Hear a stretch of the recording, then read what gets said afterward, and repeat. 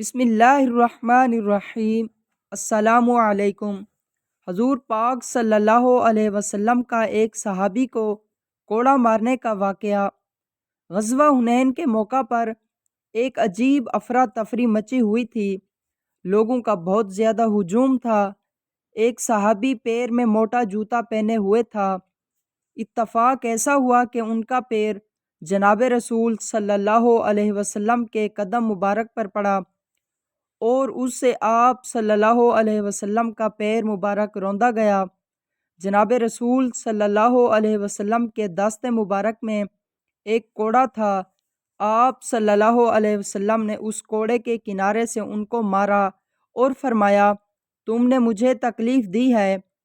وہ صحابی رضی اللہ تعالیٰ عنہ فرماتے ہیں کہ میں نے رات کس طرح گزاری، صبح ہوئی، دیکھا ایک شخص میرا نام لے کر آواز لگا رہا ہے کہ فلاں شخص کہاں ہے؟ میں نے عرض کیا وہ شخص میں ہی ہوں۔ انہوں نے مجھ سے کہا کہ رسول اللہ صلی اللہ علیہ وسلم آپ کو بلاتے ہیں۔ میں چل دیا اور دل میں گھبراہٹ تھی کہ دیکھیے کہ کیا انجام ہوتا ہے۔ چنانچہ میں پہنچا۔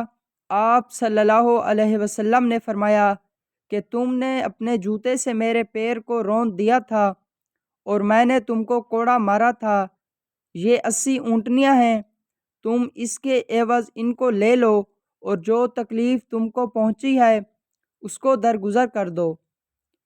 مذکورہ واقعے پر غور کریں کہ رسول اللہ صلی اللہ علیہ وسلم کو اپنے صحابہ پر کس قدر شفقت تھی کہ محض ایک معمولی کوڑے کے مار دینے سے اس قدر آپ کو احساس ہوا اور اس کے عوض 80 اونٹنیاں آپ صلی اللہ علیہ وسلم نے ان کو دیں۔